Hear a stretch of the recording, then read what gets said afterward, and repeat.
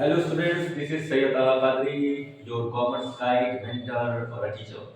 Today we are going to study a one short chapter of partnership from very beginning, that is partnership fundamental. आज हम शुरू करने जा रहे हैं एक शुरुआत से एक नया chapter, that is partnership fundamental. One shot पढ़ाऊंगा ताकि आपको समझ में आता रहे कि पार्टनरशिप में आपको पढ़ना है। हम बेसिकली पढ़ाएंगे आपको डीजी गोयल के क्वेश्चंस लगवाएंगे, इस पर आपको आप समझेंगे कि how to put your mind on the book. Now, this is the fundamental unit of partnership. So, what is partnership? Can you guess? Partnership is a legal form of business formed by one or two or more than two persons or anyone acting for all of them. इसका मतलब partnership वो business है, legal business है। हमेशा ध्यान रखिएगा जब भी आप कंपनीज एक्ट की बात करेंगे, जब भी आप पार्टनरशिप एक्ट 1932 की बात करेंगे, उसमें बिजनेस लीगल होना चाहिए। हम और आप मिलकर कोई बिजनेस चला रहे हो, गांजा बेच रहे हो, that should not be legal, वो लीगल नहीं है। हम आप एक बिजनेस कर रहे हो, फॉर एग्जांपल हम लोग जूते बनाने का बिजनेस कर रहे हो, हम लोग कोई मैन्युफैक्चरिंग कर रहे हो जो लीगल है, तो लीगल है तो पार्टनरशिप है। पार्टनरशिप है तो पार्टनरशिप दो लोगों के बीच में होगी या तो दो से अधिक लोगों के बीच में हो सकती है।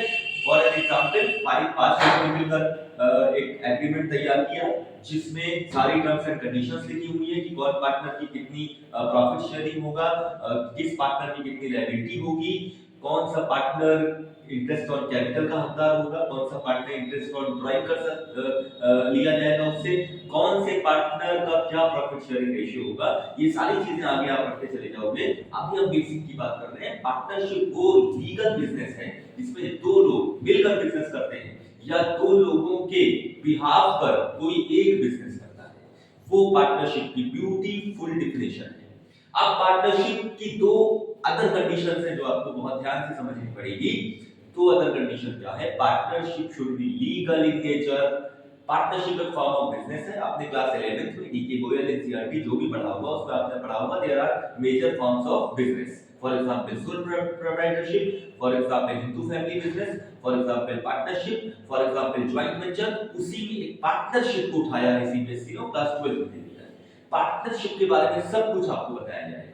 आप भी समझिए कि पार्टनरशिप ऐसा एग्रीमेंट है जो लीगल होना चाहिए नेचर में। नेचर में लीगल होने का मतलब कि पार्टनरशिप डीड बनेगी। Partnership deed is a fundamental document that covers all the terms and conditions for all the partners. जितने पार्टनर्स बिजनेस कर रहे हैं सबके टर्म्स एंड कंडीशन उसी पार्टनरशिप डीड में लिखी होगी। और ये सारी चीजें मैं कहां से कह रहा हूं? मैं नहीं कह रहा हूं, ये सारी चीजें लिखी हुई है इंडियन पार्टनरशिप एक्ट 1932। इसको आपको याद रखना है। एक नंबर के सवाल में आता है ये कि कौन से एक्ट से पार्टनरशिप चलती है। पार्टनरशिप एक्ट 1932, कंपनीज एक्ट 2013 नहीं। एक मेजर पॉइंट जो बच्चे मिस करते हैं, जो आपको बहुत ध्यान से समझना है। सवाल सीबीएसई घुमा के पूछता है। सवाल पूछेगा आपसे कि पार्टनरशिप जो चल रही है भाई साहब, पार्टनरशिप में मिनिमम नंबर ऑफ मेंबर्स कितने होंगे? आप कहोगे 2। अगला सवाल पूछ लेगा सीबीएसई उसी में, पूछेगा कि पार्टनरशिप में मैक्सिमम कितने होंगे? आप फंस जाएंगे।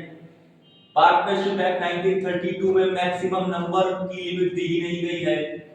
किसी किताब में मेंशन नहीं किया होगा, कुछ किताबों ने बहुत ध्यान से मेंशन किया होगा। जिसने मेंशन किया होगा मैं बता दूं, पार्टनरशिप एक्ट 1932 में नहीं, पार्टनरशिप एक्ट 2013 में ये बताया गया है कि पार्टनरशिप बिजनेस में मैक्सिमम नंबर ऑफ पार्टनर्स कितने होंगे। The maximum number of partners is 50।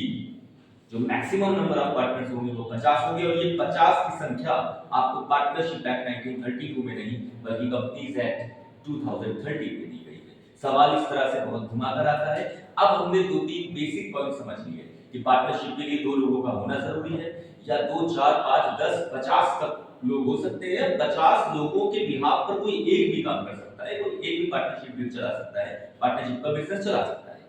For example चार हैं, चारों पार्टनर्स आउट ऑफ कंट्री हैं, आउट ऑफ स्टेशन है, सऊदी है, कहीं है, जर्मनी है, इटली है, और इंडिया में बिजनेस होना है तो वो अपने बिहाफ पर इंडिया में किसी को हायर कर सकते हैं, किसी एक पार्टनर को पार्टनरशिप एग्रीमेंट में ला सकते हैं उसको, जो उनके लिए इंडिया का बिजनेस संभाल सके। तो ये तो बेसिक डेफिनेशन हो गई पार्टनरशिप में। अब जब आप सवालों पर आएंगे ना, सवालों से पहले आपको एक चीज समझनी पड़ेगी कि ये जो पार्टनरशिप की कहानी चल रही है, इसमें पार्टनरशिप डीड बंद हो जाएगी।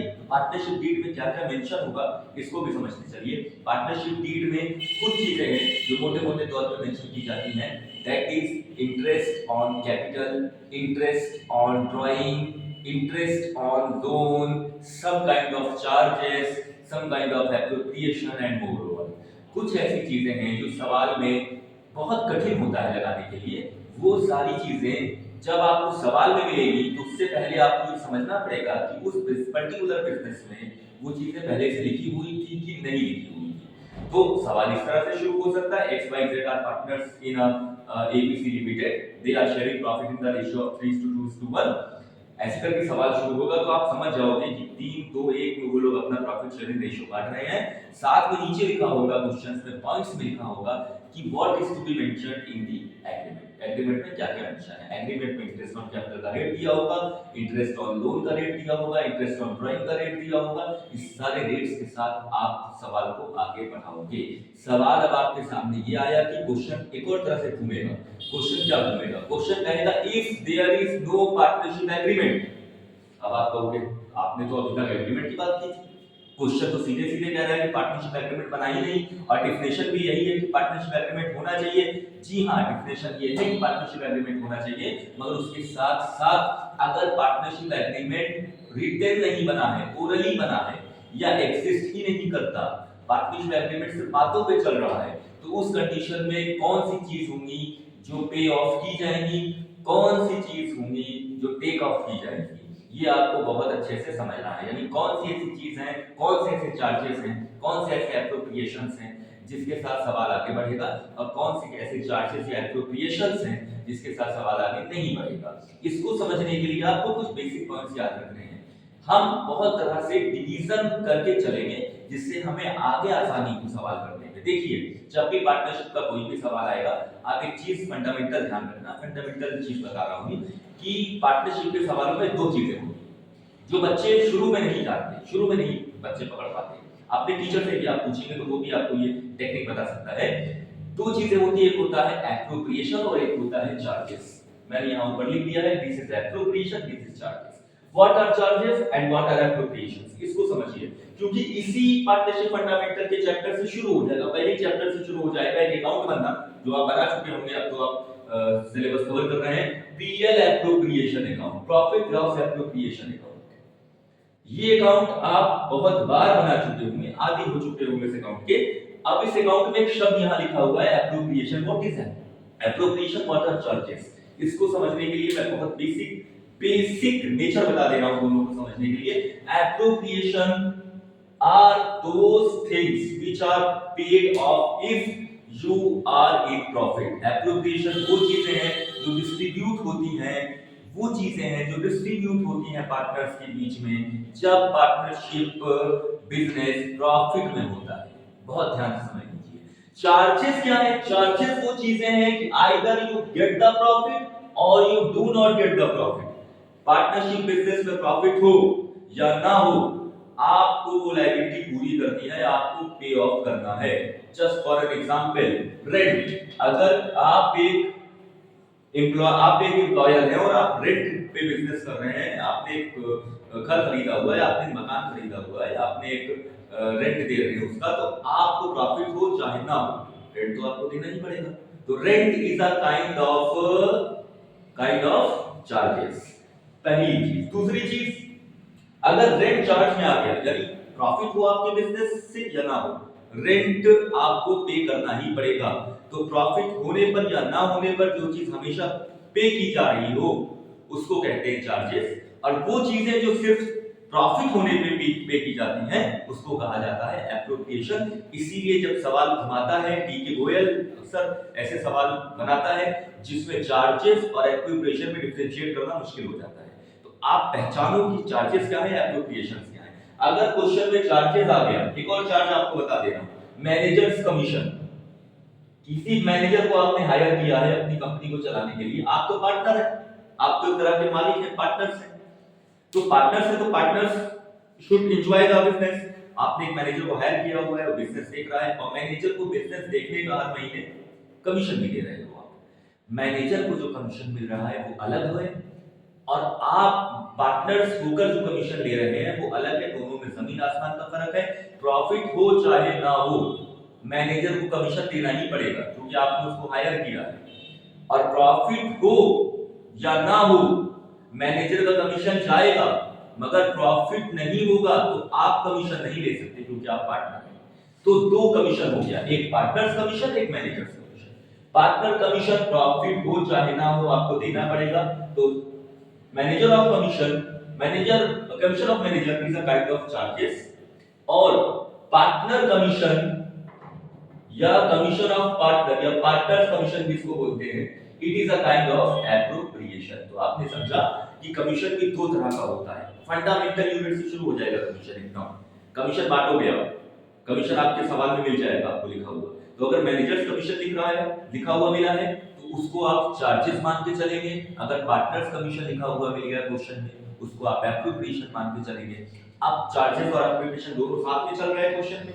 कैसे सॉल्व होगा क्वेश्चन? सबसे पहले चार्जेस को राइट ऑफ करते हैं। जितने चार्जेस हैं, चार्जेस को राइट ऑफ, राइट ऑफ एक शब्द है जो आपके टीचर ने 1000 बार आपको बताया होगा, और आपने बैलेंस शीट में बहुत चीजें राइट ऑफ की होंगी। राइट ऑफ करना मतलब बैलेंस शीट से बाहर कर देना। तो बहुत सारी चीजें को राइट ऑफ करेंगे आप। जब भी आप बहुत सारी चीजों को राइट ऑफ करेंगे तो सबसे पहले चार्जेस को ढूंढेंगे। क्वेश्चन में चार्जेस, रेंट, मैनेजर्स कमीशन, इस तरह के चार्जेस को ढूंढेंगे और सबसे पहले फॉर्म करेंगे PL account, profit loss account, जो क्लास 11th में आप बना कर आए हैं। क्लास 11th में पीएल अकाउंट में आप डेबिट या क्रेडिट में जितने आइटम जाते हैं, जैसे मैनेजर्स कमीशन या रेंट, रेंट दिया गया है, लिया गया है, मैनेजर कमीशन दिया गया है, लिया गया, व्हाटएवर, उस हिसाब से आप डेबिट या क्रेडिट करेंगे।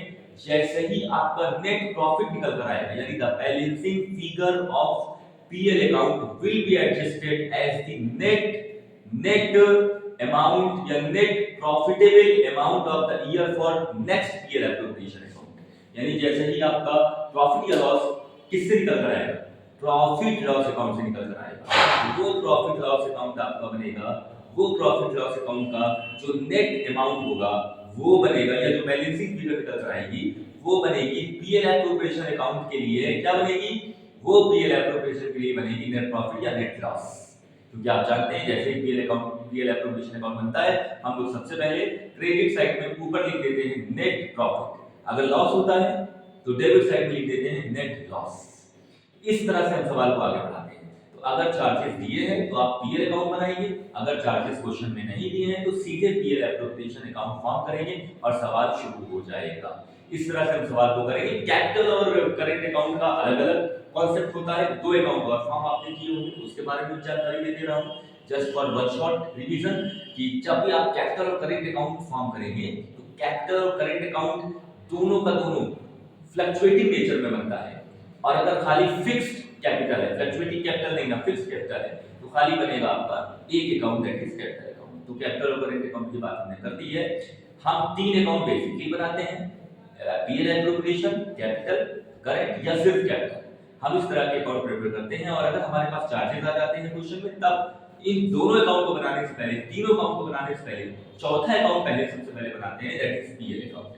तो आप ये याद रखिएगा कि क्वेश्चन में चार अकाउंट्स लगातार बनेंगे। एक क्वेश्चन में, सिंगल क्वेश्चन में PL account, PL appropriation account, capital account, current account, कभी-कभी पांचवा अकाउंट में बनाने को दे देता है, दैट इज बैलेंस अकाउंटिंग, उसको हम स्टेटमेंट कहते हैं, स्टेटमेंट बनाने को दे देता है, that is balance sheet. Balance sheet is not a account, it is an statement.